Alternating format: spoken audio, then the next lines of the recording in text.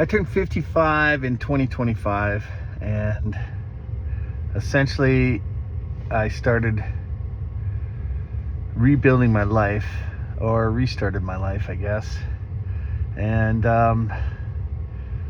it's been going forward all right. I got a new job. It's got long-term potential.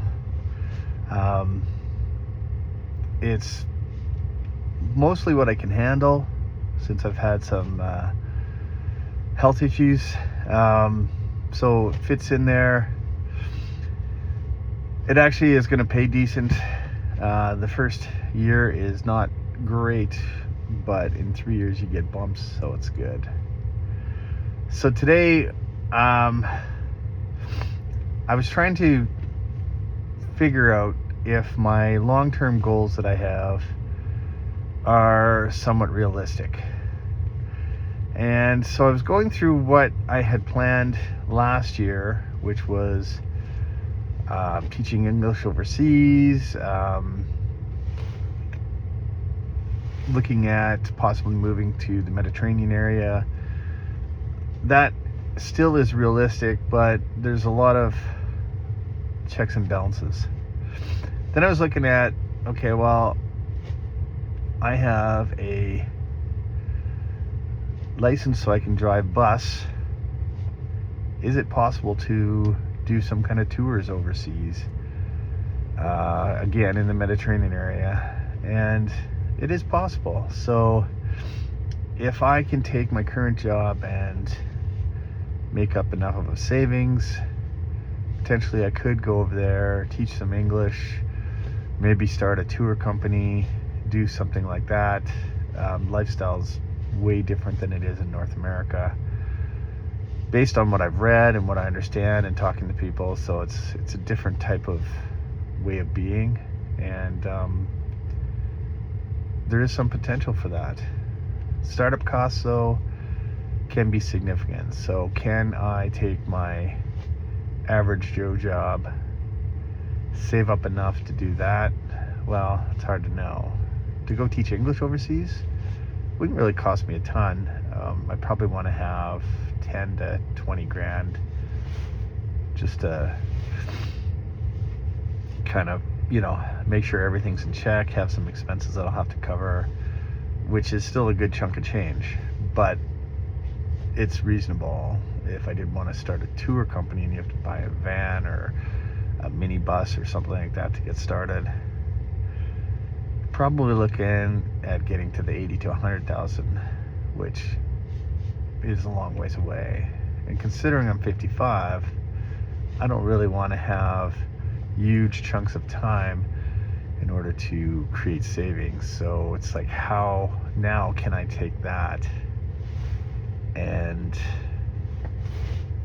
create a savings from the money I'm making, which means I either try and find a way to get a second job, which physically with my health issues probably not even possible, not that I've found.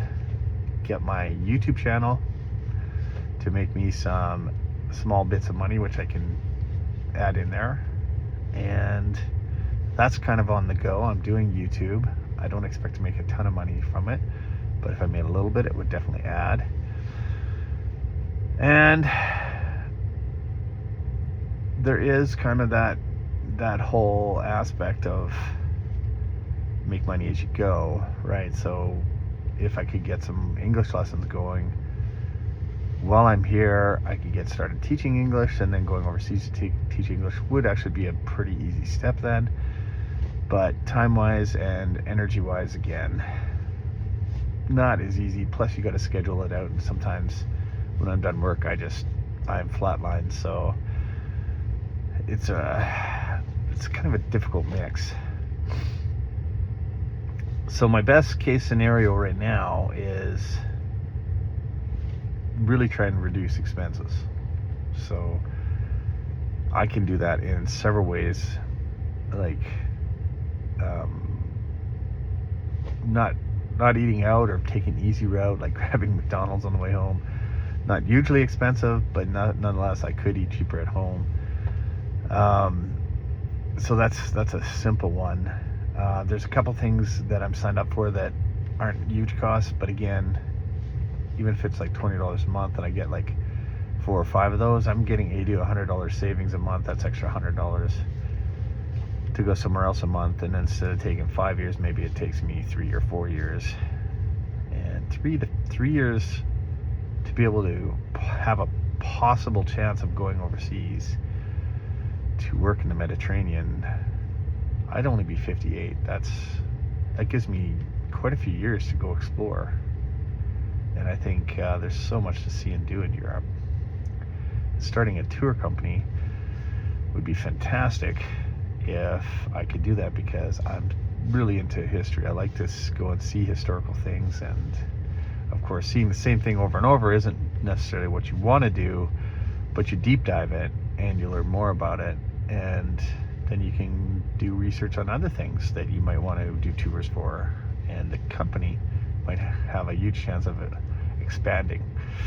Not everybody's into history, so you'd also want to do like special sites and things like that, so there'd be a fair bit of research to put into it. But apparently I got time, at least 3 years, maybe 5. But I think that would be an adventure in itself. So if I can save up in 3 years maybe about 40,000, well, let's say if I can somehow save 500 to 1,000 a month, that would be great. I don't know if I can do that. 500 to 1,000 a month though, that would do a lot. No, this year probably not as much, but once I get to my top pay, 1,000 is probably possible. 500 could be possible now, and that really, in that 3-year marker, gets it. Now the question in 3 years though, do I want to leave a job where I've now got the top end pay with pension, benefits, all those things kind of coming into action, to go start a business in a country I'm not from, I'm not familiar with, which means there'd be a lot of, do you live the dream and risk losing everything, or do you stay with safety and security and just tick off the days until you die? That's a little sad and morbid, but I mean, I won't make enough to live here and be able to travel to the level I want, but if I go somewhere else where I don't have that security, I risk a lot. Food for thought. Anyways, I hope you'll click subscribe and like, follow along as I'm rebuilding. Today is just a day for research and discovery, so that's what I found out. We'll see you for the next video.